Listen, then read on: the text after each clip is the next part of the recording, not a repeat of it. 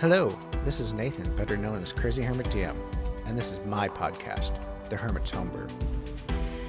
Joining me today is Drew from Team Drew's Basement as we talk about his project, The Plague Throne, and the tabletop gaming community. Last time we talked, you're shipping out your Kickstarter. We spent a lot of time talking about Plague Throne and the road to getting it out basically to all your Kickstarter and pledges doors even earlier. And I was just kind of wondering, let's see, the last episode came out in February, so it's almost 4 to 5 months now later. How's that been 4 to 5 months on Oh, since that then? it's been really cool. Everything got out I would say a majority, like 95%, got out ahead of schedule Mm-hmm. and landed on people's doorsteps long before the promised date.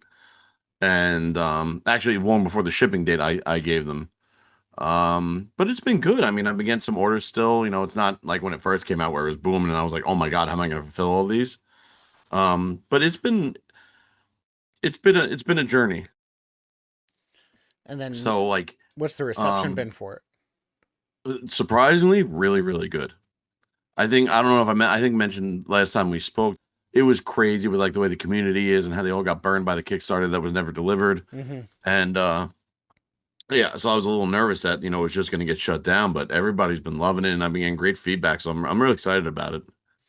No, I believe the only complaint that you talked about was just that, and it's like one rando guy talking about the minis or something like that, and wanting more value out of the minis. And I just kind of rolled my eyes when you hear about a gargantuan mini being in a Kickstarter. Yeah, yeah, so like that mini in particular, the dragon is for people who play like the D&Ds and everything, Hmm. or your tabletop board games. If you want to look at its size on the board, it's a 4 square by 4 square base in terms of how much room it takes up. So it's 16 squares big, Hmm. Oh, and people are big. complaining that is $75. And it's like with the wingspan, everything is like 8 inches wide, 8 inches tall. That has like a highly detailed base, and I designed the base so that it actually is above the minis. Hmm. So the dragon's wings and tail and everything, you can still put your guys up adjacent to it without it interfering. And people are like, $75? That's crazy. Which is better than Whiz Kids, and Whiz Kids don't even take into the consideration of wanting your mini right next to the dragon. Yeah, so I mean, listen, it is what it is. I think I'm priced really fair. Like comments like that when I first started bothered me because I'm like, oh man, I'm really trying to get a good fair, honest thing. But then I realized, you know what? My pricing is really good. $10 for like a small mini, 15 for a bigger mini, and 75 for the gargantuan mini. Like if and when I say that's good pricing, like so these minis are highly detailed. Hmm. Like they're chibi, but they're highly detailed even for chibi. And like when you have a board game or any kind of miniature game where it's like a single off miniature like that, you're not getting a mini for $10. They're No. all like 25, 30. GW's now like 50, 60, $75 for single minis of that size. So it's like, I don't know. I don't sweat it anymore because like I know I'm doing the right thing. I'm Yeah. covering my costs. I make a little bit of profit and Enough to and make it people get worth a your good time. quality mini. Yeah. So it is what it is. I don't sweat like the negativity like that anymore. Where people are like, oh, you should offer these as STLs for free because Ninja Division didn't do us right, and I'm like, but I'm not Ninja Division. No. You know, like Yeah. I didn't do anything to you. No, you're just running basically off their system with the Plague Thrown Off Super Dungeon. And then Yeah, you've also partnered with Dracoya and a couple of really nice painters off Instagram, being able to show off these minis are I don't know nice. what you mean. I've never used a Chimera Paint through Dracoya.com ever. Or same, Oh, there they are, the velvets. Yeah, I got the whole line and I'm loving them. I actually have the whole line of the regular paints too, but no, I really love the Chimera paints, and I love working with Dracoya. She's always like super sweet to me. Yeah, I had Kate of Kate's Mini Cache. I never know how to say it. She painted up the entire line for me. So at Long Island Tabletop Gaming Convention, when I put the minis out, they were all like high quality, professional painted, and she absolutely crushed it. And they look beautiful, and I'm really excited to. I mean, I'll tell you because I've been saying it here and there, but I haven't really made like a big announcement. She's actually going to be at Page this year in January Nice. in my booth painting minis live. So if you go to Page, come say hi. 7 months ahead announcement there. You'll be at Page. Yeah. Yeah, as a matter of fact, we're kind of working something right now for Page Hmm. where I think did you have on Mike of the Weather Dragon yet? Yeah, he was our Christmas episode, and actually, what most people don't know, and I think he forgot, is that Sentinels of the Shieldless, he made the announcement and spoiled like 80% of the cast to that, Right. Yeah, yeah, yeah. and I then remember because and then he had I followed and up with me after. He's like, I think I told him everything. he and then I teased him because he's like, uh, what did he say? He made his announcement of like, I'll be making the announcements later this week of who's all, and it's a big surprise or whatever. And then I think I commented on one of those things like, I already know who all of them are. And Uh-oh. they gave me the emoji. I'm just like, just come to YouTube, come watch my videos. Yeah, seriously. Yeah, yeah, we got Luke Gygax running it, huh? So, yeah, but so we're doing this thing at Page now in January where Weather Dragon bought the two booth end cap on one side of the floor, Hmm. and on the opposite side of the aisle is me with a double booth. So we're right across from each other, and then I'm working talking to people like Charlie of Ink GM, Rogue Master Games. Hmm. They might be buying the booths behind me, so we're gonna have like a whole little like row of people that we all know and jive with and have fun with. So we're gonna make the most fun out of that convention. I mean, yeah, if you could somehow just make it one giant So thing and you're gonna make have it to stop stand out. by. Where is Paige? Well, listen, I don't know if you saw. Well, I don't know if you saw the pictures, but I have a 10-foot wide banner Yeah. of Celeste riding her bear, leading the Hmm. army of the undead. That's about 6 feet tall. So that's gonna draw some eyes. No, yeah, but where is Paige again? Pennsylvania. It's I think it's like just outside of Philly. Okay. I think, I mean, it's a distance for me, but it's doable if I had the funds. And I'm actually taking off with this podcast a little bit, so I might, have the funds by then. What? Yeah. You're what? Wait, you're taking off like you're not doing it, or you're taking off like you're having success. No, success. Sorry. No. Okay. Yeah. Yeah. Good, good. Yes. Yeah, listen, if you want to come, I mean, we'll be there. I'll be having I think I'm running 10 demos of WOSDEC in my booth. Um, you can come meet everybody and say Hmm. hi, and I can meet you, obviously. Yeah. But it's gonna be a solid group of people going there. Oh, yeah. I mean, you have Mike, who I did meet at Gary Con, and then he got to witness my attention deficit at full strength because I just kept forgetting things at his booth. And then he kept texting me and, like, hey, you forgot this. Hey, you forgot this. Hey man, it happens, especially at a big convention like that. You're Yeah. gonna forget things Yeah. because you get distracted. Uh-huh. Oh, yeah. He had me sit down at the table, get some pictures with it and all that, and get my first hand reaction in person. And then I forgot I got this, like, Raven stuffy for my daughter and just, like, left it right underneath the table. I actually just got a Weather Dragon table delivered Saturday, I know. I was going to ask you so about I am that. officially a Weather Dragon table owner. And so my initial reaction to seeing that at Gary Con was I told him it's like whatever pictures or videos you've been putting out, it does not do this justice of what it looks like in person whatsoever. I do not think people No, not at comprehend all. how good it looks in person and why this price point you're charging, which sounds outrageous to the average, tabletop gamer of like, I ain't spending 10 to 15 grand on a table, but when you see it, it is fully justified. And the one that he brings to the conventions, because I've run on it when he brought it to Lit, it's massive. Like it's not a little table. It's Mm-hmm. it's a big table. It's got storage in every section, like LED lighting, power charging cords in every section. And I mean, I was able to get away with a cheaper version than the one he brings to the conventions because I'm not just a TTRPG guy. I also Oh. like doing board games. I also like doing miniature war game like War Machine and Warhammer and all that. So I needed a table that could accommodate all of that while Mm-hmm. fitting in my basement. And he did it. He built it. I mean, my table isn't like completely custom, but it's very custom for my needs, and it's great. I don't know. It has you and all your friends' names literally on the table itself. So I say that's pretty dang cool. Yeah, well, I mean, the story behind that is so I put their name And when I did WOSDEC the Plague Throne, I made characters after them. Well, hold on, let me rewind. Before WOSDEC the Plague Throne was even a thing, Hmm. and we were doing just Super Dungeon. I was doing my own campaign rules that weren't going public yet. Super Dungeon was like paying attention, but they didn't. I wasn't allowed to do anything yet. My way of thanking my friends was just, because it was when my dad had prostate cancer and everything, and Hmm. playing gotten him through everything. I said my way of saying thank you was like, hey guys, like, thank you for doing this. I'm gonna make minis and characters and put you in the game.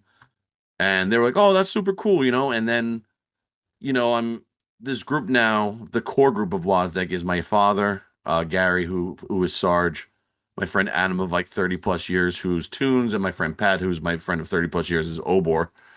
So they've literally been like the pillars that hold me up in my life and like have, Hmm. supported me doing it. Like they're the ones who volunteer to like help me out of conventions for free. So I said, how do I honor them? And I was like, oh my God, they're the support of my life. Let me put their names and let them be the support of my table.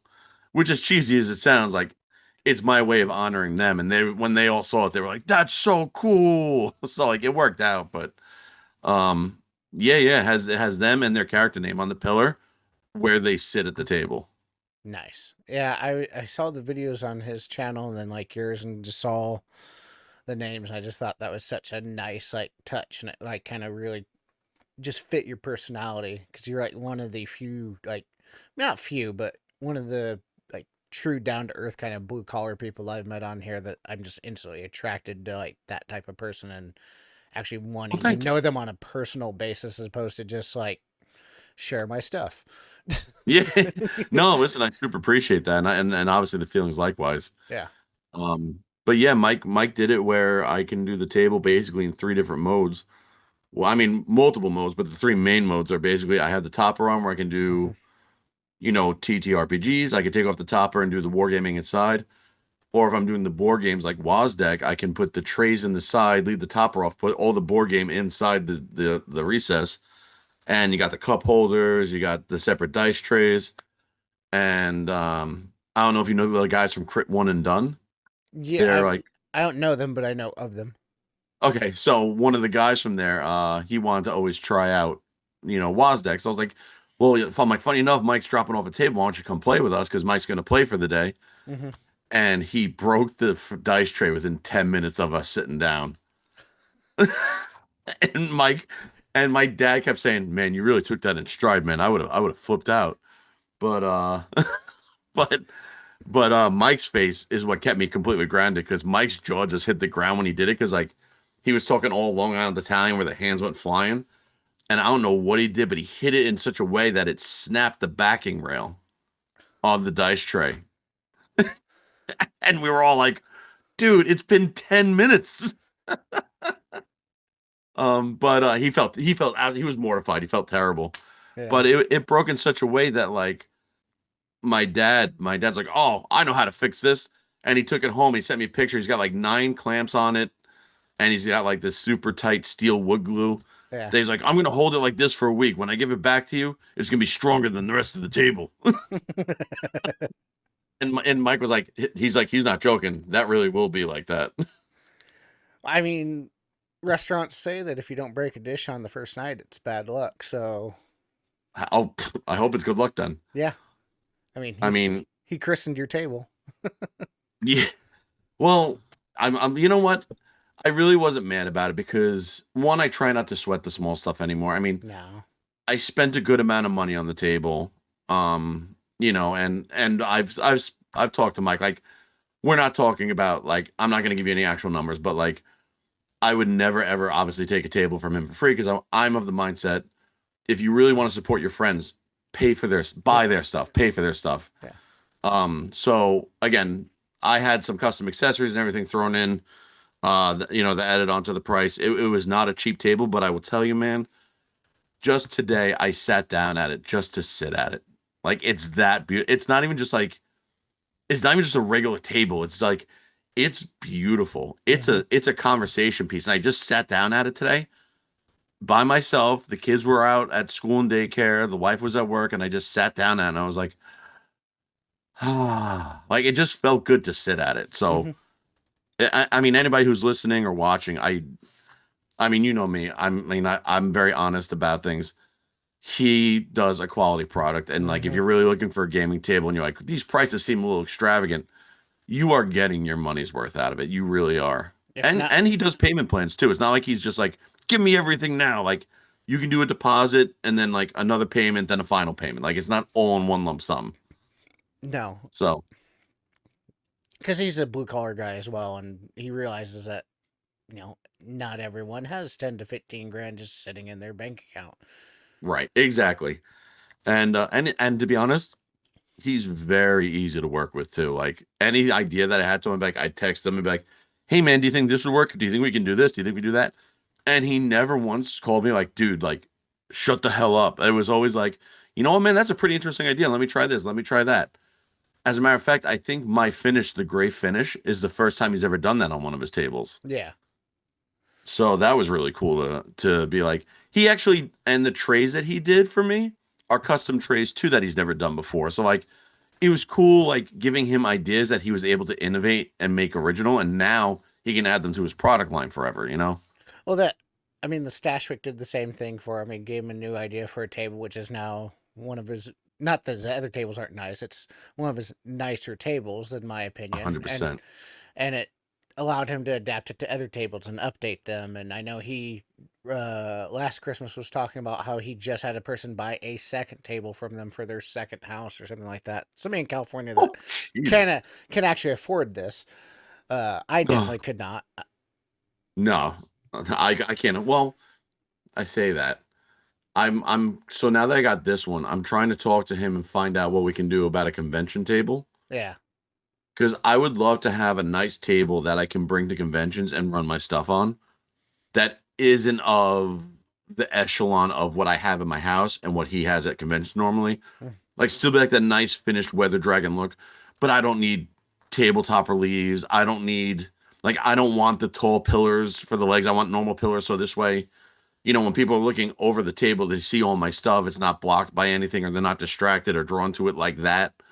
It's not me selling his table. It's me having a nice weather dragon table at my booth.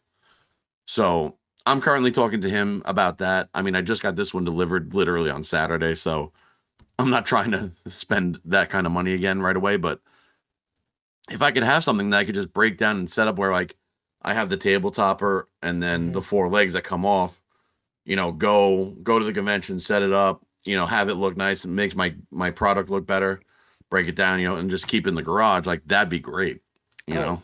I mean, if I ever came across a bunch of money and I wanted to be, a Rogan of TTRPGs with my actual own podcasting room and table, I'm coming to him first. That's not even a question.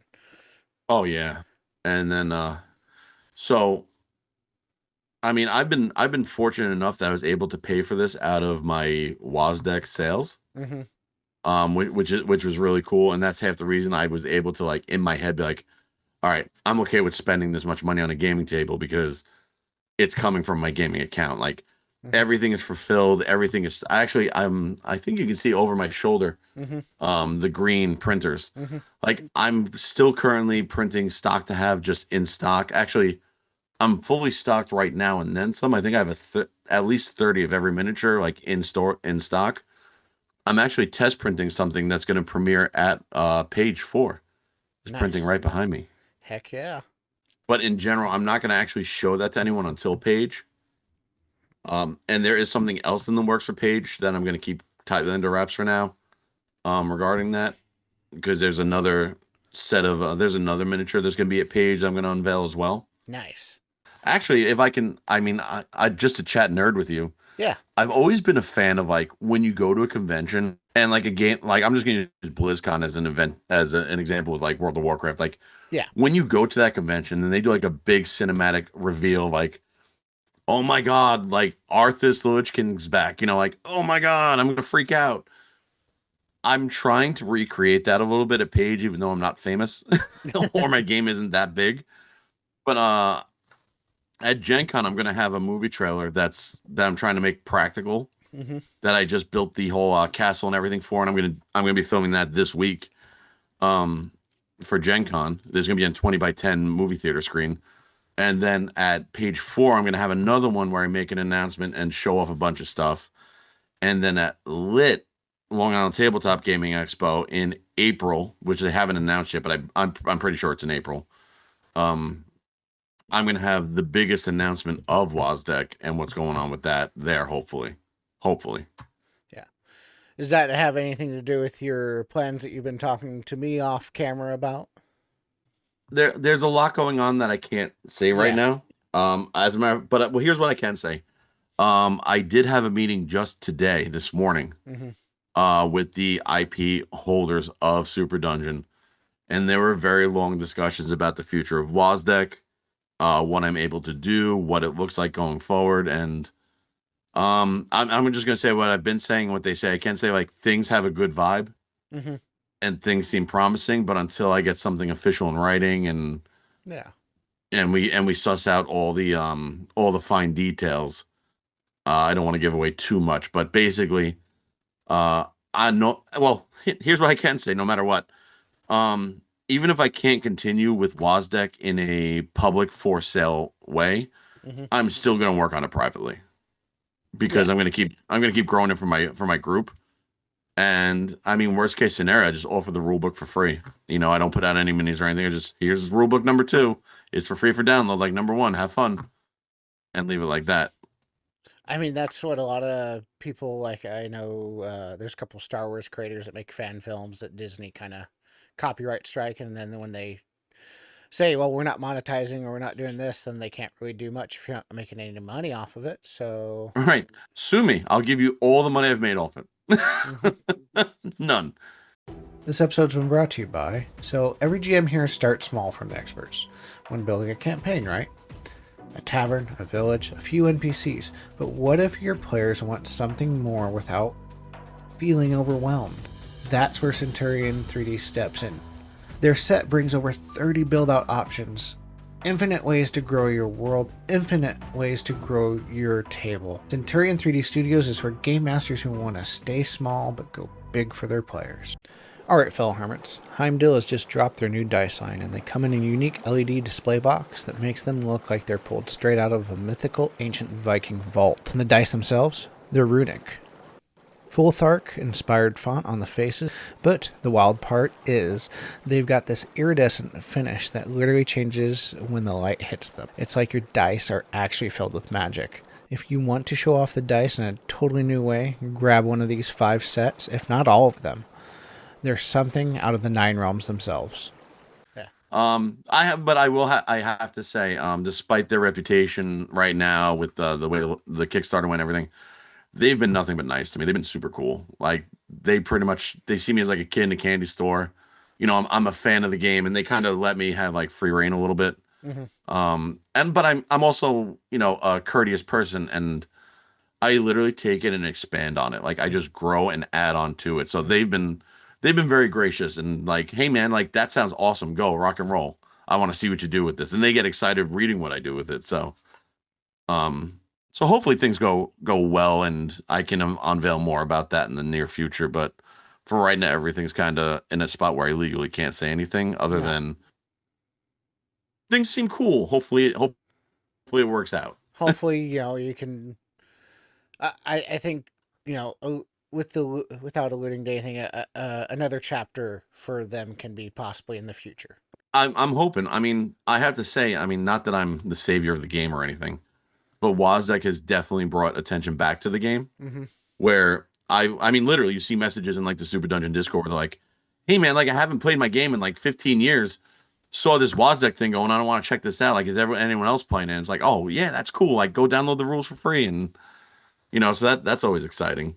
I gotta ask you because listen, I don't want to talk about me and myself the whole time. I want to know. You and I talk about homebrew in general a lot. Yeah. What do you got going on at home with your homebrew and your game? I don't actually have a game at the moment. My friend is running it, but I'm in the process of 2 other writing projects. One with Tank Tolman, and the other with Ember Glow.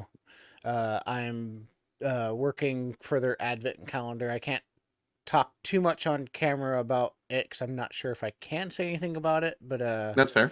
I'm working for a writing project on their advent calendar, I think is a safe thing to say. And then Tank Tolman's doing his whole fitness regime, which is just me basically getting to write monsters for him, which is for me after 17 years of making all my own monsters. And then he goes, "Can you do 13 of these, within 3 months?" I'm like, "I can do those in 3 days. I've been doing this for over a decade. Let's go." Yeah, that's awesome. And so what's he doing? Well, can I ask what is he doing with those monsters exactly? So he runs the world of The the world fitness. tree that Yeah. blew up, bigger than he even expected. And then you like, it is a little bit pricey. It's like a couple $100 or maybe $100 or whatever for his. I actually don't know the price points, unfortunately. So if I'm misquoting, I apologize. I won't hold you to it. But he has one-on-one coaching for like nutrition and fitness and giving workout plans to people that get a personal coach. And then every week, they face a monster in quotations with a workout program. And then the more they work out and participate in these chats on his app that he has, is everybody kind of defeat these monsters in his very overarching storyline, which is very Nordic and Nine Realms, and it's bigger than it started off as, like only possibly being 2 or 3 chapters, and now it's possibly going to be several, just because it took Sweet. off so well. And he goes, after the first chapters, he came to me and we talked a little bit, and he goes, "How do you feel about this possibly, instead of turning into like a 9 month project, turning into like a 2 year?" And I'm like, "Let's go." That's awesome. That's really cool, dude. So your name's gonna get out there like that for sure. Yeah, and then Because Tank's big. I'm also writing my own system agnostic campaign setting guide slowly but surely, which I'm hoping to Kickstarter next year. Sweet. And that's half the reason why I'm networking and doing these other writing projects, get my name out there. Hopefully, don't have to take out, any sort of loan, just to hopefully get a passion project funded. I mean, from my personal experience, my recommendation is not doing crowdfunding. If you can just launch it yourself and just launch it, Mm-hmm. for me, that's the way to go.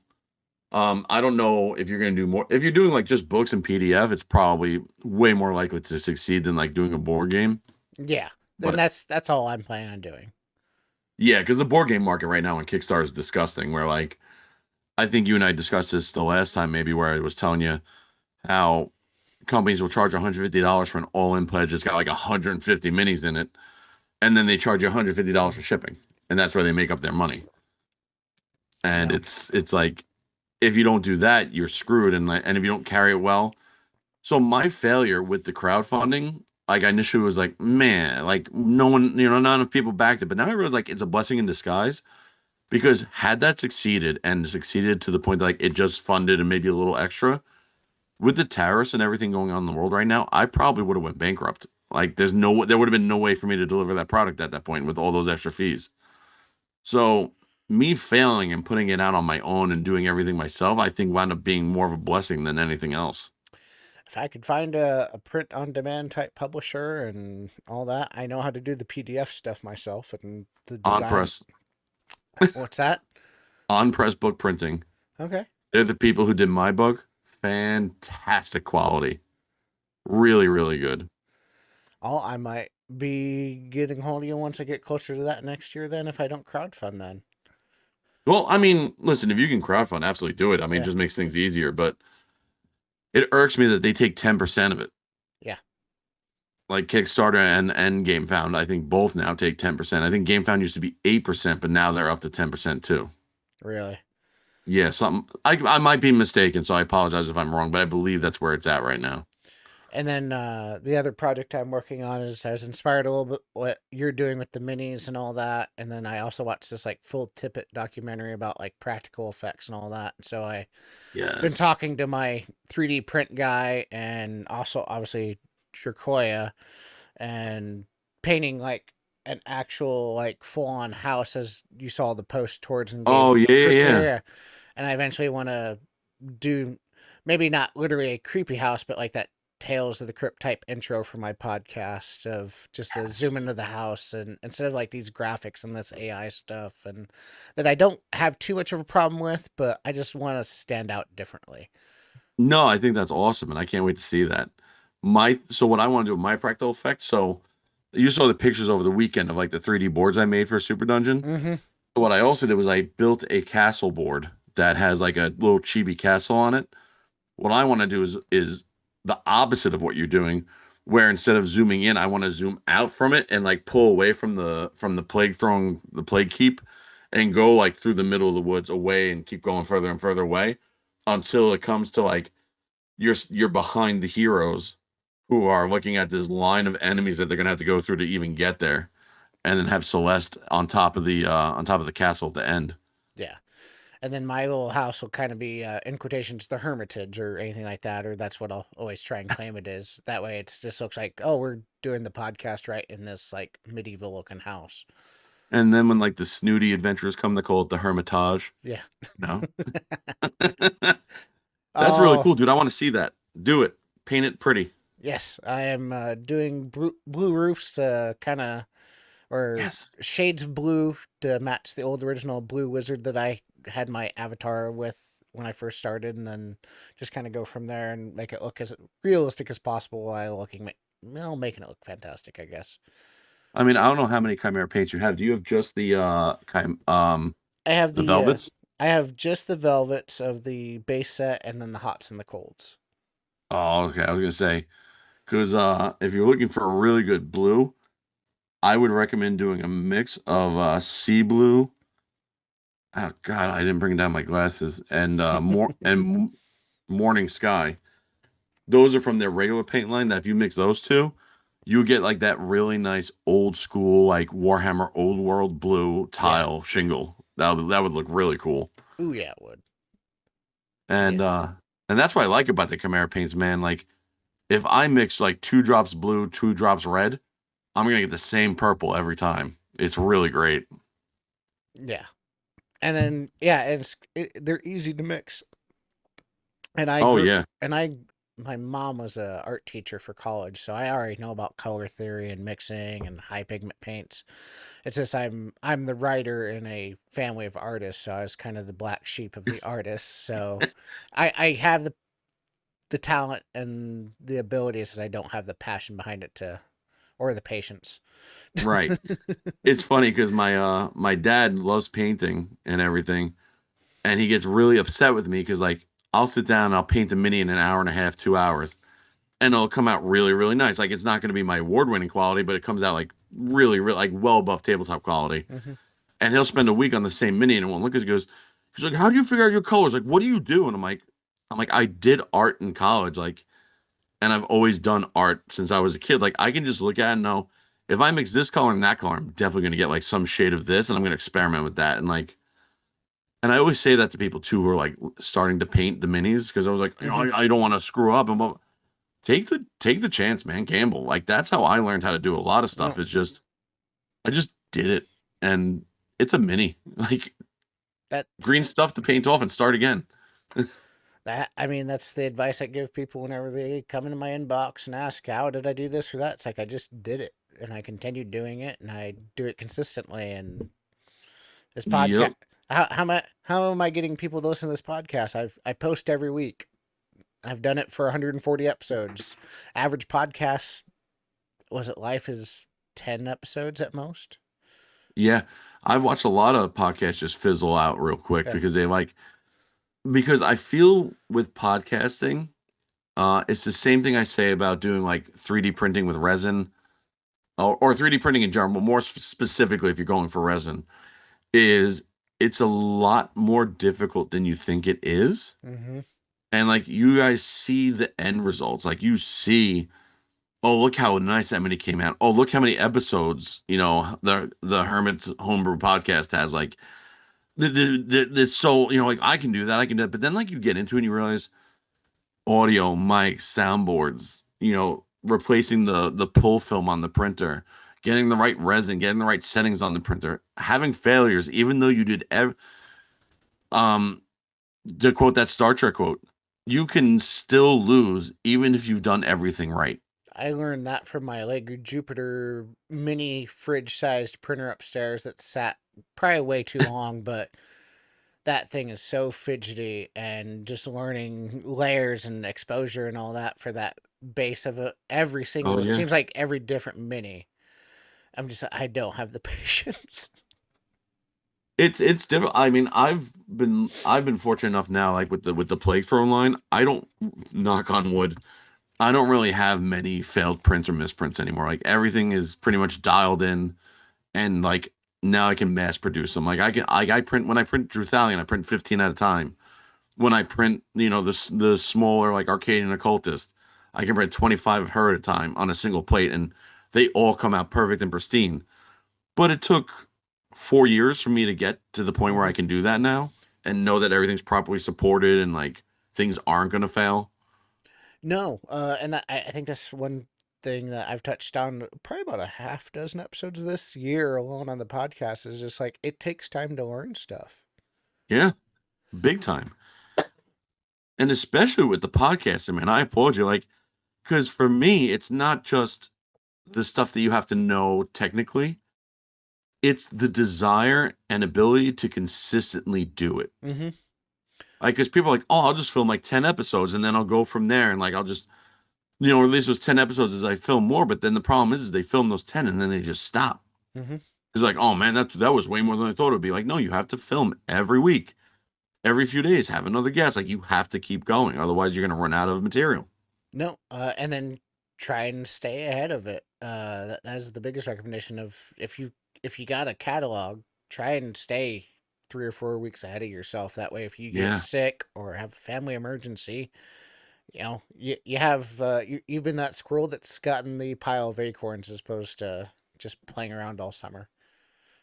Right. And it's funny because what I'm going to do coming up is now that I have the nice table, I've already run the cables through the other side of my basement. I'm going to start filming like what I'm calling dungeon reports, Mm-hmm. where I'm going to run through all the narrative chapters of the Plague Throne and like actually like have certain episodes where I'm leveling up my characters, even if they're short, like 10-minute episodes. Like, oh, here's, we got this much experience, or we're leveling, we do the town stay. And then the next episode will be the actual dungeon. That I don't plan on releasing any of that until I'm at least 3 or 4 full sessions in. Mm-hmm. And while I'm doing that, I still have to keep going. No, Legends of the Tabletop did their entire first campaign, and they did their second, and then they filmed I think a half a dozen episodes, and they ran into some trouble, so they had to set things back a couple of months. Oh, wow. I didn't realize that. Because they were planning on releasing that I think at like February or March, and then now they're on their like sixth episode now, as of June. Yeah, no, I remember them. I forget who it was that messaged me from them, but we were chatting Mm-hmm. and they were saying that they were all set and ready to go and release a whole new season. I was like, oh, sweet. And then, like you said, like something that dipped off for a bit. Yeah, that's probably Sarah, who's like in charge of all their social media because she loves that stuff, and then Jonathan, who does all the graphic stuff. They had I think, Yeah, some family issues that kind of set things back. yeah. But that's a group of nice people. I like Yeah, them. I like I'm them. not gonna lie. I've listened to only a couple episodes, but I I haven't. I'm yeah, not up to date. I have them coming back on the podcast. They're actually my third guest officially on air, and I've been watching their new one just to kind of get caught up and be versed in what I'm talking about. That was the other recommendation, is actually do your research if you're talking to somebody. That way Yeah. you just don't stumble into a conversation, Yep. and just kind of know what's going on in there. And I don't particularly like live plays, but I've been watching their stuff. I like playing. I don't like Yeah. watching. Listen, I'm gonna be honest. But well, that's part of my problem is like live plays and like like for me, I started watching them and then I got so overwhelmed by how many there are that it turned me completely off of them. Mhm. And that doesn't mean that anyone's stuff is bad. It's just my brain was just like, nope, we're done with this. I don't have a like in healthcare. when I'm able to walk around by myself and do everything, I was able to listen to them. I don't have a job that I can do that anymore with, and I don't Right. have the time when I'm outside of work to do that. I'm doing this, or I'm taking care of a kid, or trying to be a good husband. Right.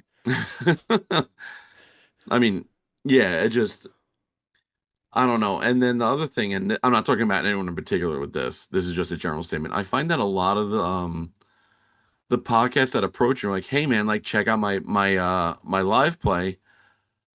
Here's a little bit of the Drew that I am and how I just have no filter. I find a lot of them are trying so hard for the punchline Mm-hmm. or they're overexerting to be the next Critical Role that it's like, dude, just play your game. Like that's what I want to see. I want to see you play your game. Like stop trying to rip off or emulate what's already been done. Like just play your game. Like that's more enjoyable for me than people being like, blah blah blah. And that's what she said. Ha ha ha. It's like, stop. Like it feels so forced. Like just have fun. I want to watch you have fun playing your game your way.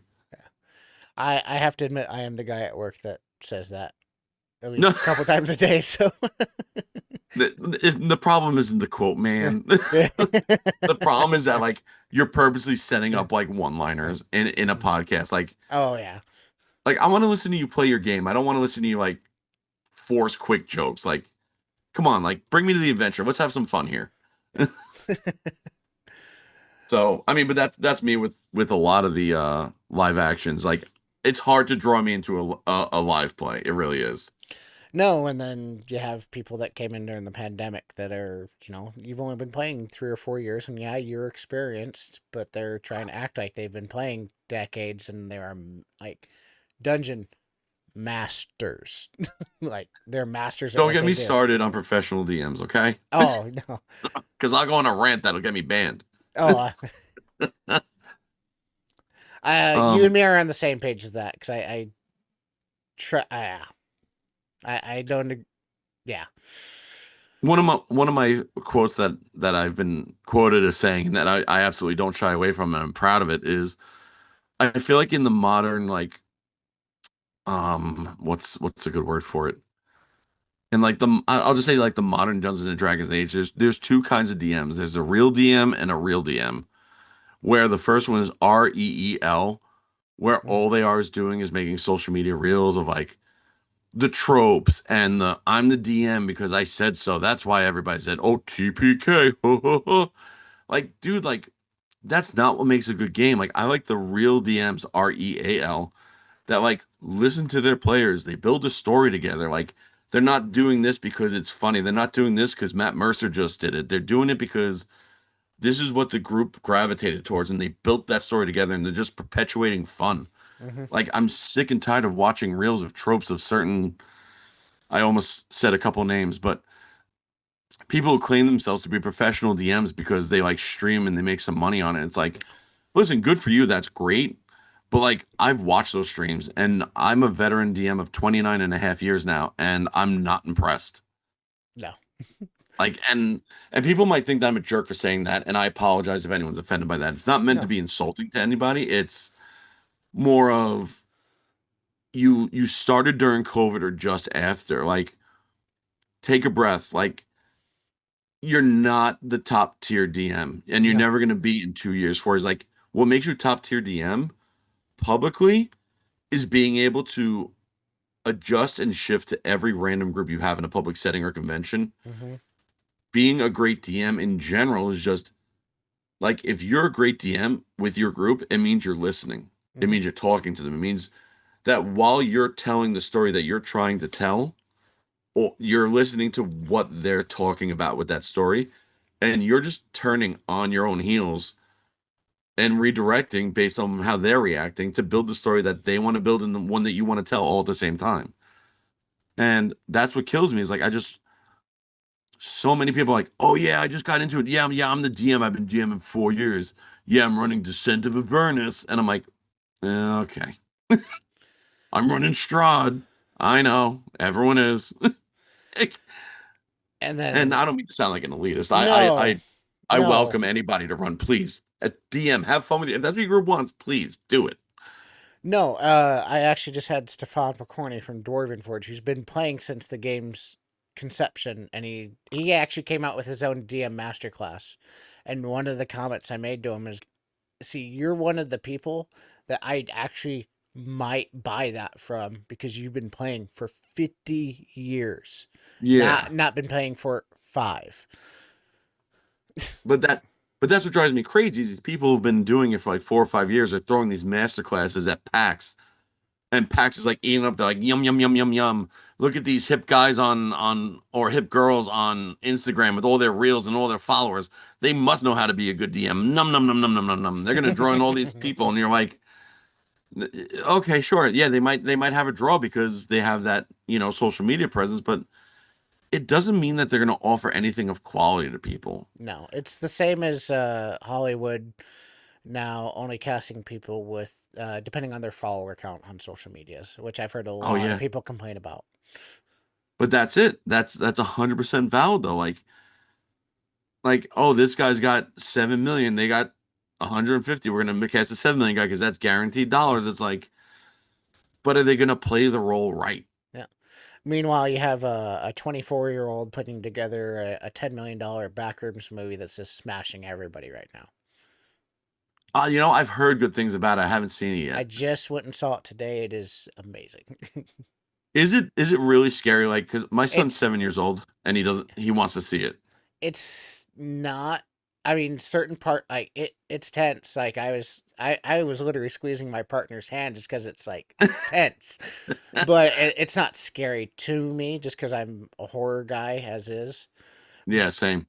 But at the same time, it took me about 15 minutes after leaving the theater because it's a nice, just Lovecraftian psychological type ending. Ooh, maybe I'll see it and then if I think it's all right, I'll take him. Yeah. Because my son loves the horror stuff. All of a sudden, I don't know what that's about because I don't know where he's seen it, but he's into all the horror stuff now, and he talks about the back rooms, Five Nights at Freddy's, and all that stuff. So maybe I'll take him. Hey, tabletop gamers. Thank you for watching this episode of the Hermit's Homebrew. We come out with new episodes every Wednesday. Remember to like, subscribe, and share with your friends as we continue to level up and grow.